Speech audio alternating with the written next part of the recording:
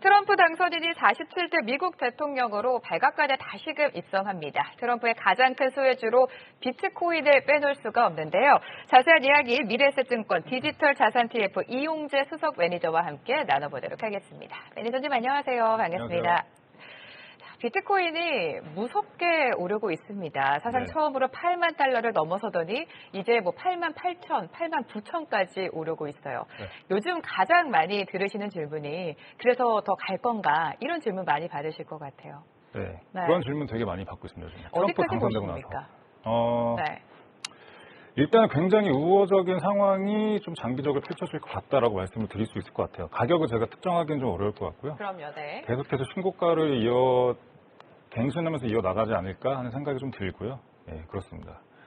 그래서 일단 트럼프 얘기가 나왔으니까 트럼프 얘기 좀 드리면 네. 일단 트럼프에 대해서 좀 잘 알 필요가 있어요. 지금 트럼프가 마치 되게 말을 막 하고 험담도 하고 약간 거짓말쟁이 이런 식으로 좀 포장이 된 면도 있긴 한데 실제로 뜯어보면은 대통령 재임 시절에 공약을 적극적으로 이행하는 걸로 되게 유명합니다. 그래서 심지어 워싱턴 포스트, 민주당 상향 언론인 워싱턴 포스트조차도 트럼프의 이런 실천력에 대해서 굉장히 극찬을 한 적이 있는데 몇 가지 예를 들게 되면 트럼프가 예를 들어서 이제 그 선거운동을 할 당시에 주요 공약들을 보통은 임기 첫 해 혹은 다음 해에 다 이제 이걸 실행을 했는데요. 예를 들면 환태평양 경제 동반자 협정 이런 거 탈퇴하겠다고 했는데 바로 취임식 오후에 탈퇴에 서명을 했고요.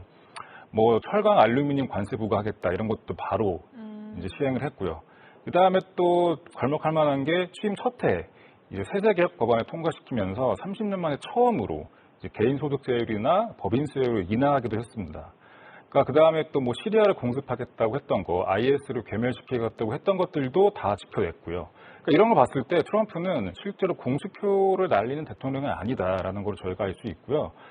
이에 맞물려서 또 미 증권거래위원회가 올해 이제 미국 비트코인 현물 ETF를 승인을 하면서 자체적으로 좀 규제를 완화하는 스탠스로 좀 돌아섰기도 했었고요.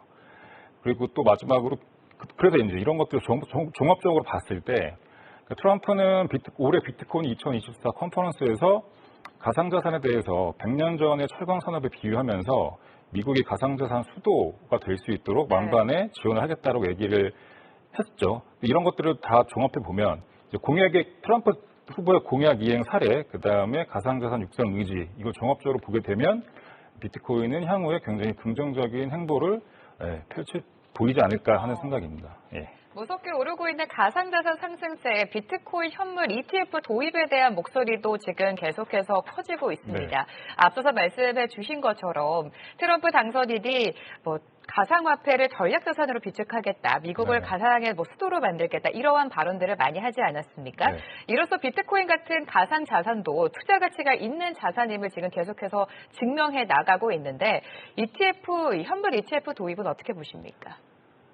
국내 현물 ETF 도입은 아마 내년부터 좀 본격적으로 이야기가 될 것 같아요. 네. 또 이런 것들을 또 금융위에서 지난 6일 가상자산위원회를 출범시키면서 또 공식적으로 얘기를 하기도 했고요.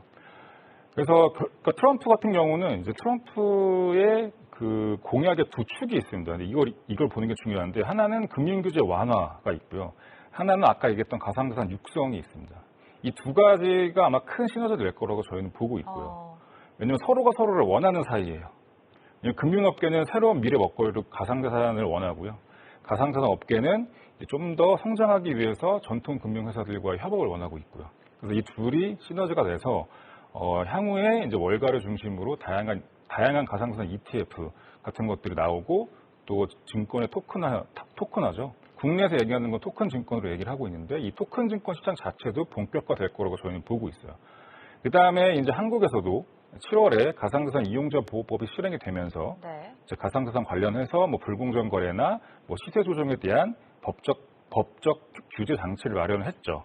이런 것들 종합적으로 보게 되면 이제 국내에서도 이제 ETF에 대한 논의를 더 이상 미룰 수 없고 2025년 들어서 본격적으로 논의를 할 거라고 보고 있습니다. 근데 이제 ETF를 논의만 한다고 되는 게 아니라 ETF를 실질적으로 발행하고 그걸 운영하기 위해서는 제반 환경이 좀 갖춰져야 될 것들이 좀 있습니다. 이런 것들 중에 하나가 이제 제일 대표적인 게 법을 바꿔야 되는 것인가라는 이슈도 있어요. 그래서 실제로 미국 ETF가 상장이 됐을 때 올해 1월에 금융위원회가 이제 국내 투자자들의 투자를 막았잖아요. 이제 그러면서 논리가 비트코인이란 기초 자산은 자본시장법 제4조 10항의 범위에 포함되지 않는다라는 논리였거든요. 이런 거인데 이 논리가 약간 해석의 여지에 따라 달라질 수 있는 해석이 있기 때문에 네. 이런 것도 좀 봐야 될 것 같고요. 그다음에 두 번째는 비트코인 ETF도 엄연히 ETF이기 때문에 한국거래소에 상장돼서 거래가 되고 있죠. 그래서 유동성 공급자, 흔히 말하는 LP라고 하는 분들이 이제 ETF에다 호가를 제출해야지만 이제 투자자들이 원하는 가격에 ETF를 매매할 수 있게 되는데요. 이 LP들, 유동성 공급자들이 이제 손해를 안 보고 맡은 바 역할, 즉 호가만 제시할 수 있기 위해서는 이제 ETF를 갖고 있으면서 발생하는 그런 노출, 비트코인 가격 노출을 해칭할 수 있는 반대 포지션을 취할 수 있는 그런 반대 포지션을 취할 수 있어야 돼요. 예를 들면 이제 비트코인을 공매도 한다거나 비트코인 선물을 매도한다는 거 이런 식으로 해칭을 해서 이제 호가를 제시를 함으로써 거기에서 나오는 피만 이제 받아가는 건데, 그러니까 흔히 쉽게 말씀드리면 파생상품 시장이 열려야 돼요. 비트코인 파생상품 시장. 근데 이제 이런 것들을 조성을 해야 된다라는 숙제가 하나 있고요. 뭐 미국에는 CME에서는 이미 비트코인 선물 옵션 시장이 있긴 한데 네. 그걸 사용하면 되지 않느냐라고 말씀을 주시는데 그걸 사용하면 되긴 합니다. 다만 이제 달러로 그러니까 기준통화 달러기 때문에 이제 $1 그 환율에 노출된다는 점이 하나 있고요. 흔히 얘기하는 김치 프리미엄에 김치 프리미엄까지 끼게 되면 100% 똑같이 해지를 하지 못하기 때문에 이제 가격이 틀어지는 그런 위험이 있다라는 것들이 있어요. 그래서 이런 것들을 해결해야 될 필요가 있다. 그래서 이런 것들을 해결하려면 뭐 제 생각에는 비트코인 ETF에 한해서 거래를 하는 그런 뭐 기관 투자 회사들 같은 경우에는 이제 뭐 라이선스를 발급을 한다던가 해서 해외 거래를 허용해 주는 거죠. 그러니까 외국환 거래로 지금 되게 타이트하게 묶여서 해외 거래를 못 하고 있는데 이걸 좀 풀어주게 되면 이제 해외에서 비트코인을 사옴으로써 매매함으로써 이제 김치 프리미엄도 해소하고 그다음에 ETF 호가를 제대로 내게 함으로써 ETF 시장도 육성할 수 있는 그런 일석이조 효과를 낼 수 있지 않을까라는 생각이 듭니다. 예. 최근 비트코인이 급등한 이유는 아무래도 트럼프 효과가 가장 크겠죠. 이렇게 비트코인의 상승 요인을 결정짓는 게 아무래도 주식시장보다는 명확하지 않아서 아직까지 투자를 좀 주의하시는 분들도 많으실 것 같습니다. 네, 맞습니다. 어떤 점을 좀 주의하면 좋을까요? 일단 제일 주의할 만한 것들은 극심한 변동성이죠. 그럼요. 예. 네. 그래서 요새 투자자분들은 너무 똑똑하셔가지고 비트코인 관련된 그러니까 비트코인에 한정해서는 호재나 악재 이런 뉴스 이런 것들을 잘 팔로우를 하고 계세요. 근데 문제는 그 변동성을 감내하지 못하고 그 수혜를 다 받지 못하시는 거죠. 그래서 제가 강하게 추천드리는 것은 소액 적립식 투자가 굉장히 유리하다는 거죠. 그래서 이렇게 극심한 변동성 갖고 있는 비트코인의 타이밍을 재는 것은 불가능하기 때문에 기계적으로 투자를 하는 거예요. 그러니까 비트코인에 투자를 하기 위해서 비트코인이라는 종목을 되게 잘 고르셨다면 투자는 기계적으로 적립식으로 하시는 게 제일 유리하다라는 걸 말씀드릴 수 있을 것 같고요. 또 하나는 투자 목표 금액을 설정하는 게 중요하다는 거죠. 제 주변에도 비트코인 투자를 해서 돈을 벌고 계신 분들은 많은데 실제로 돈을 번 사람은 별로 없어요. 그러니까 돈을 벌고 있다와 벌었다 또 다른 그렇죠 그런 거죠. 네. 그 수익을 챙겨야 되는데 그 수익을 챙기려면 목표 금액을 설정을 해서 자신의 목적 자금으로서 사용하는 게 되게 중요하다라는 것들이 중요하고요. 그 다음에 비트코인 같은 그런 변동성이 큰 자산에 이제 그러니까 다 전부 다 본인의 자산을 투자하면 안 된다라는 것도 말씀드릴 수 있을 것 같고, 그래서 상관관계가 낮은 좀 다양한 전통 자산들과 다 같이 투자를 해서 포트폴리오를 구축해서 투자하는 것들을 추천을 드리고 있습니다. 그래서 월가에서 지금 현재 비트코인 ETF를 통해서 비트코인 ETF를 만들고 계속해서 마케팅을 하는 이유는 이제 제가 말씀드렸듯이 적립식에 굉장히 적합하기 때문에 제2의 적립식 붐을 기대하면서 또 굉장히 열심히 마케팅하는 부분이 있습니다. 소액으로 좀 적립해가면서 나아가자 이런 전략을 네. 세워주신 것 같은데요. 이런 가운데 STO 토큰증권이죠. 토큰증권에 대한 관심도 커지고 있습니다. 지난달 25일이었죠. 토큰증권 제도화 법안이 발의가 됐는데 지금 금융계도 금융당국도 토큰증권 제도화 의지가 강한 상황인 것 같습니다. 네. 네, 그렇죠. 증권사들은 이제 그 증권의 미래의 모습을 토큰 증권이라고 보고 있고요.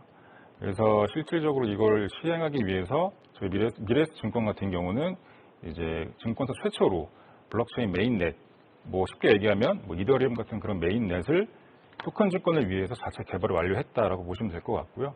또 이에 맞춰서 최근에 여당 국민의 국힘에서 토큰 증권 제도화 법안도 발의를 했고요. 그다음에 그러니까 이런 현상은 다 증권사 공통으로 일어나고 있는데요. 뭐 신한증권도 뭐 토큰증권 원스톱 서비스를 추진하고 있고요. 뭐 NH농협은행 같은 경우도 토큰증권 발행 플랫폼을 개발 완료했다고 얘기를 하고 있고요. 뭐 우리은행 같은 경우도 뭐 지난해부터 뭐 토큰증권 전담 부서를 신설했다라고 하고 있습니다. 그래서 이런 모든 증권사에서 개발하고 있는 이런 블록체인 메인넷과 토큰증권 발행 유통 플랫폼이 궁극적으로는 일반 투자자들이 투자하고 있는 그런 MTS에 탑재가 돼서 실제로 투자자들은 본인이 투자하고 있는 것들이 전통 증권인지 토큰 증권인지 굳이 본인이 구별하지 않아도 손쉽게 투자할 수 있도록 이제 하게 될 예정입니다. 가상화폐 우호적인 트럼프 후보가 당선인이 된 만큼 앞으로 전 세계적으로 가상자산 가치가 올라갈 것으로 전망이 되고 있는데요. 자, 미래 블록체인 금융시대 어떻게 전망하고 계십니까?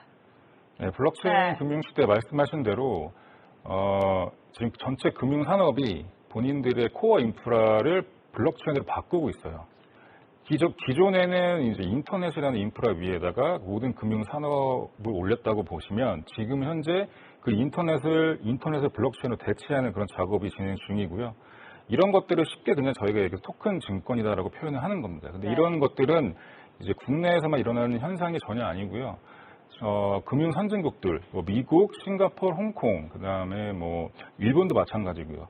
금융 선진국들 동시다발적으로 일어나고 있는 현상입니다. 근데 이렇게 왜 이렇게 다 토큰 증권에서 개발을 하고 있느냐라는 것들은 이제 바로 금융의 미래가 이제 이런 토큰화된 인프라 위에서 올라가기 때문인데요.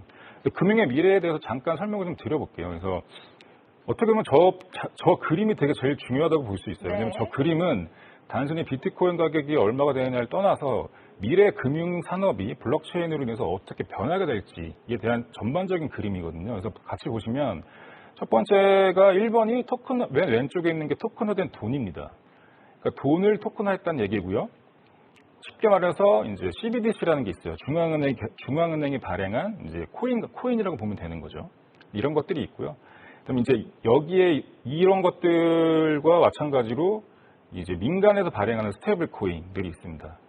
이러한 토큰화된 돈들이 이제 두 번째인 토큰화된 금융시장으로 흘러 들어가서 투자자들은 이 토큰화된 돈을 가지고 토큰화된 금융 서비스를 활용하게 되는 것이죠. 근데 토큰화된 금융 서비스의 대표적인 것들은 이 토큰 증권이라고 할 수 있겠죠. 저희가 얘기했던 그런 것들이 있고요.